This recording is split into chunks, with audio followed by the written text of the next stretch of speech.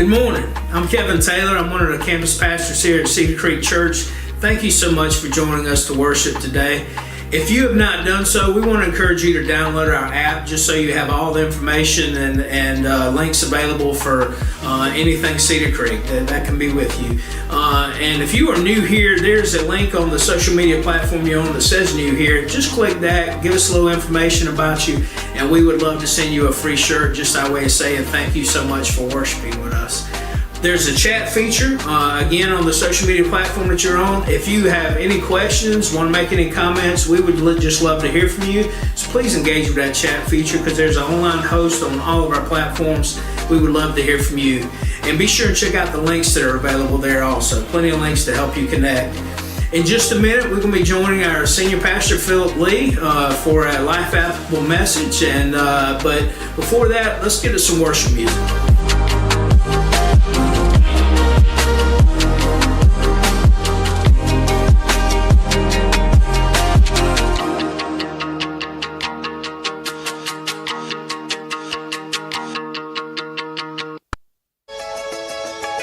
Good morning, Cedar Creek Church. Would you stand and worship with us this morning?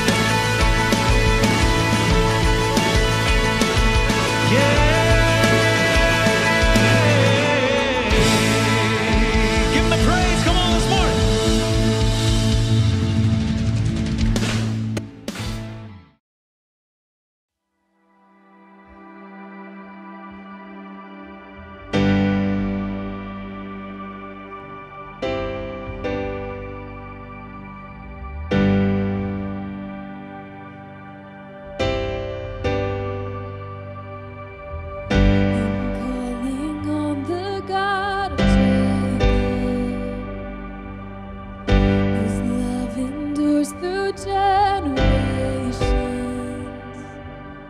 I know that you will keep your covenant. I'm calling on the God of Moses, the one who opened up the ocean.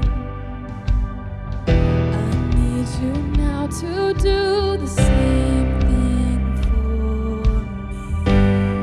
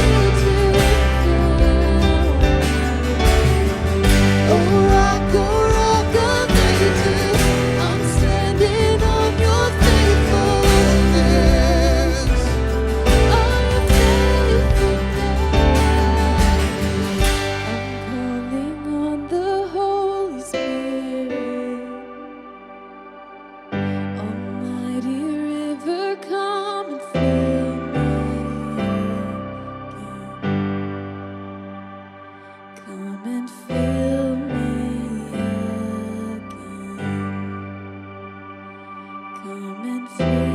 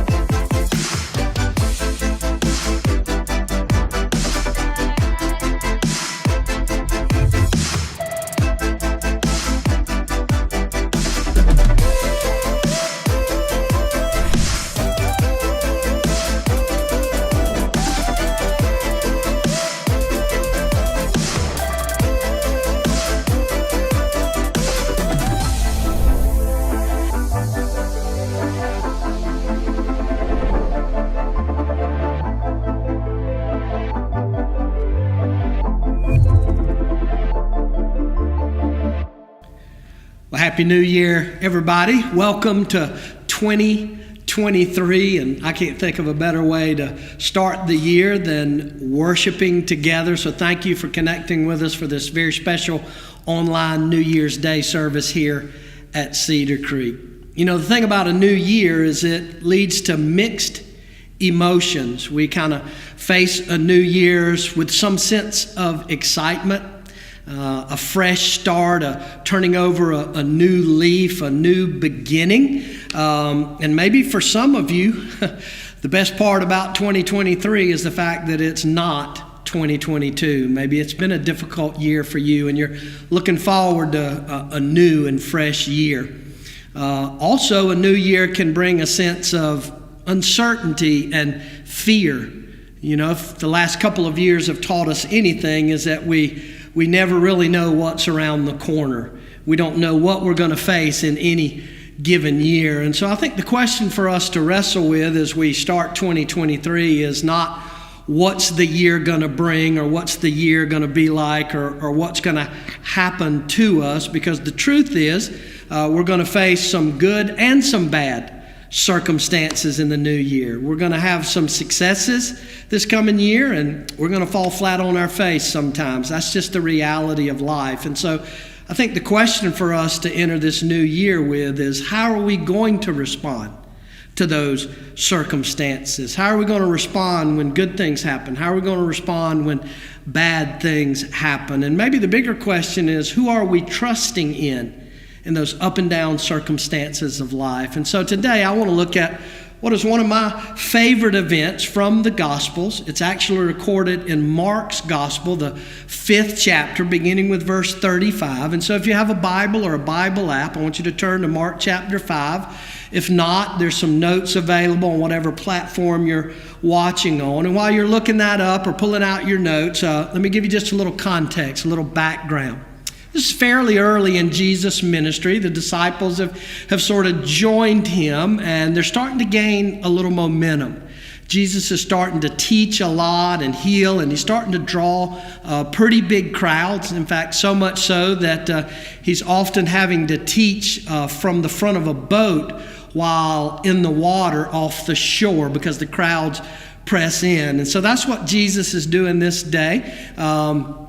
And at the end of his teaching, Jesus sort of invites the disciples to kind of take a next step with him. He begins to explain, give them some insider information about the things he's teaching to the crowd. And so it's a pretty high moment for Jesus and really for the disciples. They're starting to see themselves as a part of this ministry, this mission of Jesus. And so that's where we pick up in verse 35. Jesus has just finished teaching a big crowd on the shore of the Sea of Galilee. And here's what happens. Notice verse 35.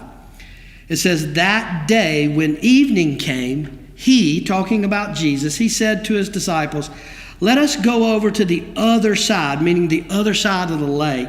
"And so leaving the crowd behind, they took Jesus along, just as he was, in the boat. And there were also some other boats with them." And so what you see is they're kind of moving on, going on to the next place, and they're going exactly where Jesus tells them to go. They're doing exactly what Jesus tells them to do. They're right in the center of God's will. And they've got Jesus right there in the boat with them. I'd say this is a recipe for success. I mean, they're in a good place. They're doing good stuff. They've got Jesus with them. They're right there close to him. But then notice what happens. Verse 37.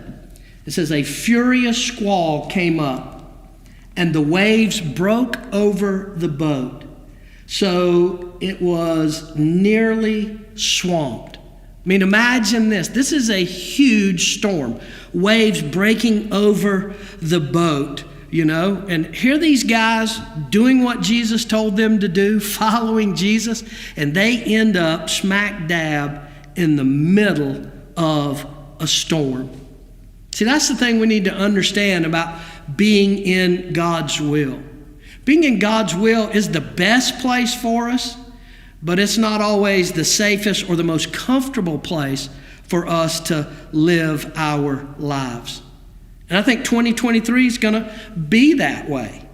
I think there are going to be some places where you're strong in your faith. You're doing exactly what God has called you to do. You're right in the middle, living out the purposes that He created you for. And you're going to run into some tough stuff.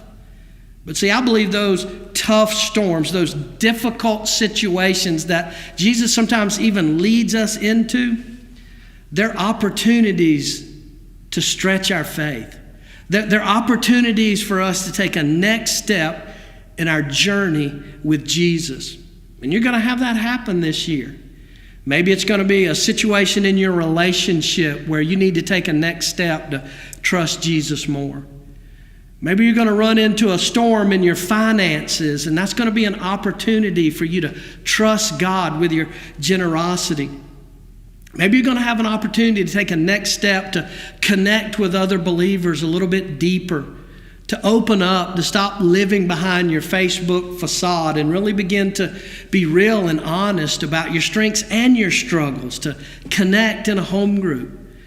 You're probably going to have some opportunities to take some intentional steps of faith. Maybe being more intentional about having conversations about Jesus with unchurched people and in your work, in your neighborhood. Those opportunities are going to come. And you just need to understand that taking those steps, following Jesus across that lake is not going to lead to some kind of peaceful, easy feeling life.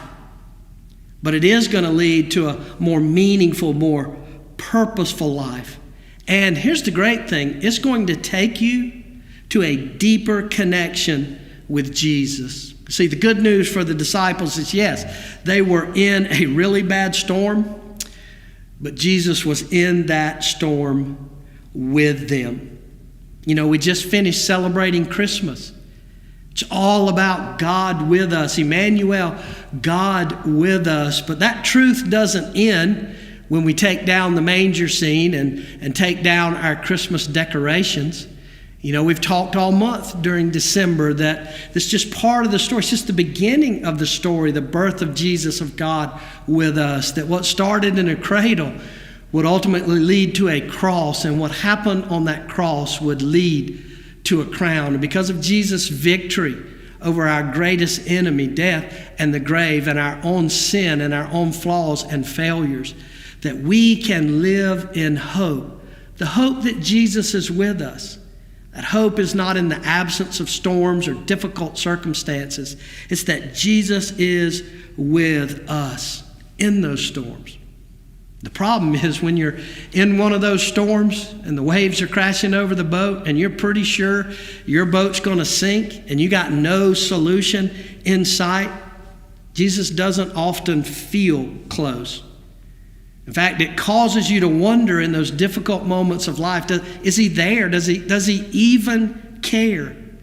And that's certainly how the disciples felt. Notice in verse 38, it says, Jesus was in the stern of the boat, sleeping on a cushion. And the disciples woke him and said to him, "Teacher, don't you care if we drown?" Lord knows we've all been there. I know I have in my life, those difficult moments where I wonder, is God there? Does he even care? Does he even hear my prayers? Does he even want to make a difference in my circumstances? I think it's interesting to note this, and it's easy to overlook. It says that Jesus was sleeping on a cushion. You know what that tells me? That Jesus was intentionally sleeping. Right? That he didn't just accidentally fall asleep in the boat, but he got a cushion. You know, if you're hanging around this afternoon and you get on the couch and you get a pillow, you get a cushion, you're planning to take a nap. Jesus was planning to sleep. Now, I want to be careful here. I don't want to read into the text what's not there. But I do know that Jesus knew they were going to go through that storm. And I do know that the text says that he intentionally chose to lay down and sleep. And I'm sure he was tired from teaching, but I think there's more to it than that. I think there's a piece of this where Jesus wanted them to have to come to him. He wanted them to have to reach out to him, to recognize that no matter how fast they bailed, no matter how good of a seaman they were and how well they were at handling a boat, that they needed to recognize that they needed him. They needed to intentionally come to him. And I think that's what Jesus wants from us. He wants us to come to him when the storms of life hit. I think the other thing I notice is that their prayer, their cry for help for Jesus, this was not some pretty little "now I lay me down to sleep" prayer.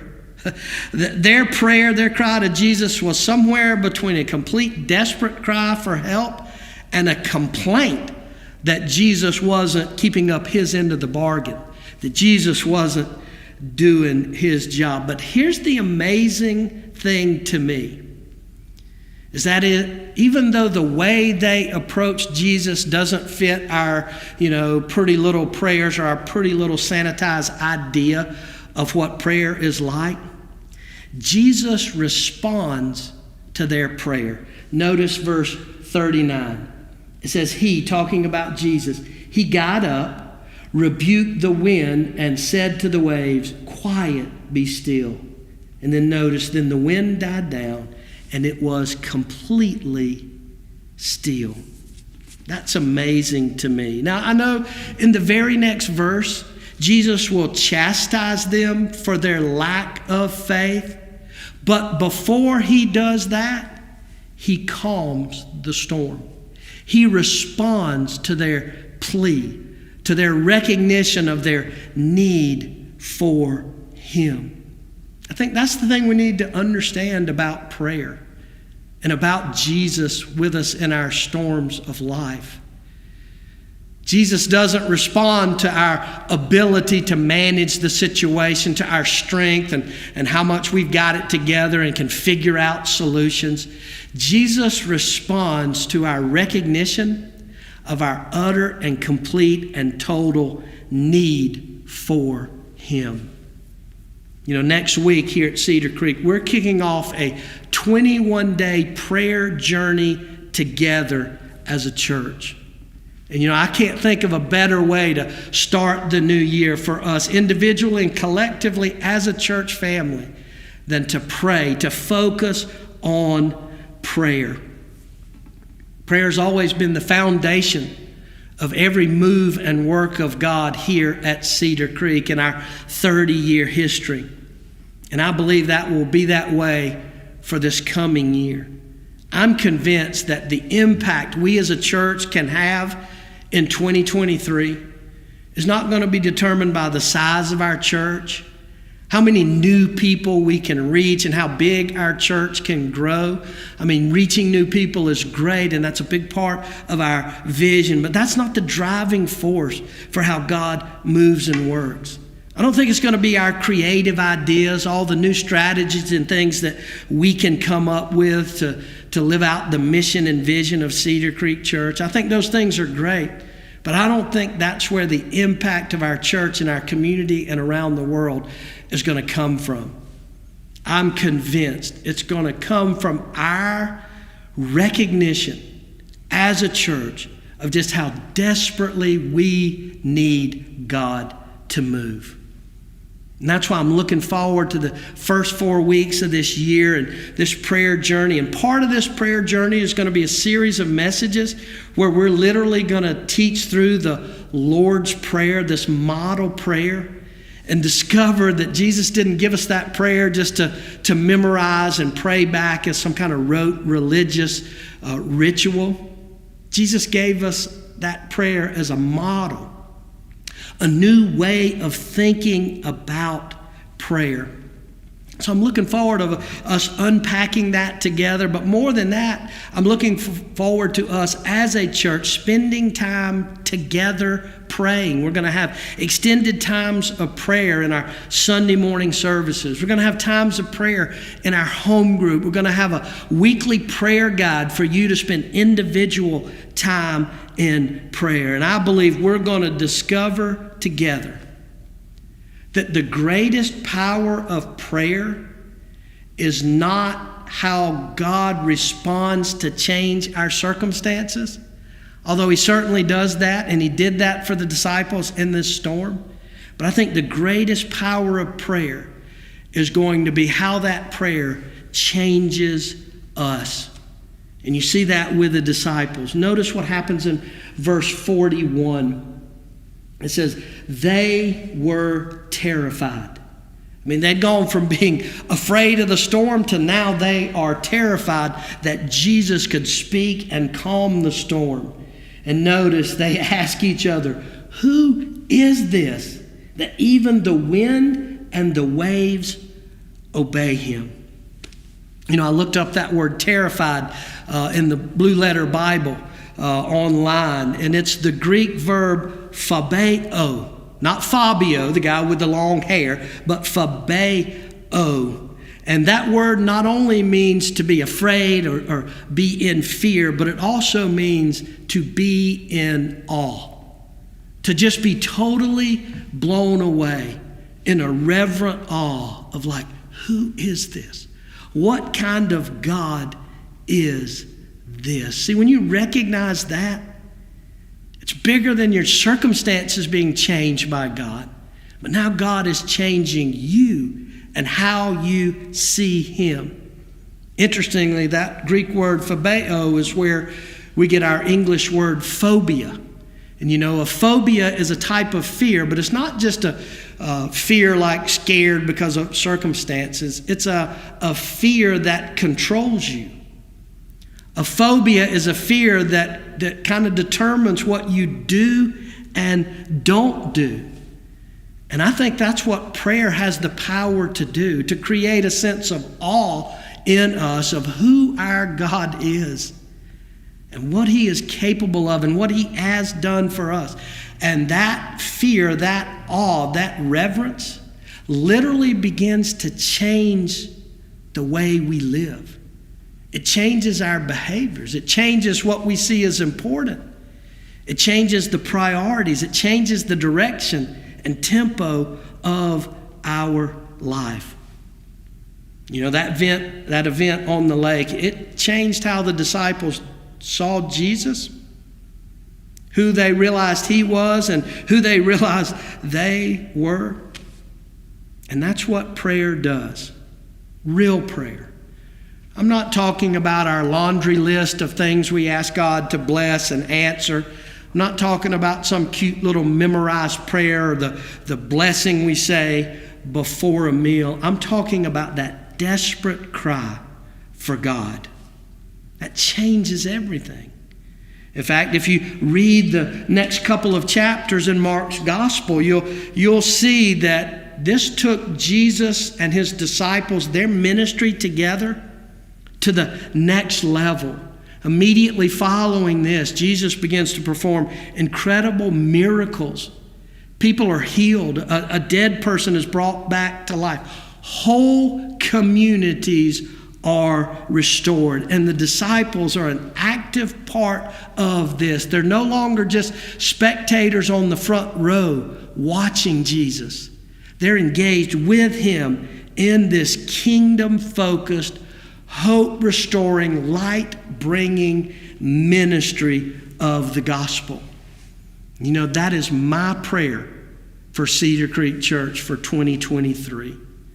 That we would, from a desperate posture of prayer, from a new perspective of who God is and how we get to be a part of being a part of his kingdom moving forward, that lives would be changed, that hurting people would be healed. There's no shortage of desperate people in our community and around the world today. We're all in a storm. Life is a storm. But we've been blessed to have Jesus in our boat. We are in the boat with him. Imagine the people around us who are going through this same storm, but without the hope that Jesus brings. And so I want to encourage you today as you're celebrating New Year, whatever you're doing today, as you're watching all the football games that are on today and the rest of the next couple of weeks, as you're making your resolutions, as you're taking down your Christmas decorations, whatever you're doing this holiday weekend, I want to encourage you to spend a few moments, either together as a family or just right there by yourself, to carefully and prayerfully consider making a commitment this year, 2023, to make prayer, authentic prayer, a more consistent part of your daily life. And I want to ask you to commit to being a part of this 21-day prayer journey with us here at Cedar Creek.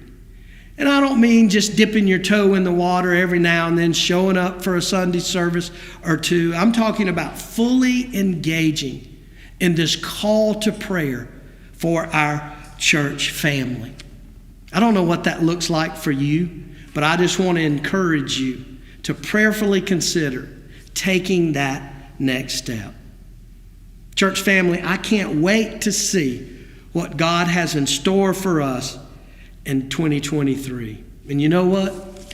I can't think of a better group of people for me to do that together with than you, our Cedar Creek Church family. Happy New Year, everybody. Let me pray for you. Lord, I thank you so much for the gift of a new year. We don't know what it brings. We don't know how many days we have, but we have this moment, the gift of this moment right now. And so, Father, I pray that we as a church would learn to pray at a deeper level, that we would connect with you on a level that we've never experienced in our lives, that we would be known as a place of prayer. Because I know, Lord, as we pray, as we desperately cry out to you, as we come with our complaints, our frustrations, as we authentically pour out our hearts to you in prayer, we know, God, that you respond and that we are transformed by it. And just like the disciples, when they got out of that boat on the other side of that storm, they saw a whole new level of life, of meaning, of purpose, so much bigger than themselves. And so, God, that's our heart's cry for 2023. We love you, Jesus, and we wait expectantly on you to move and work among us, your people. It's your name we pray. Amen.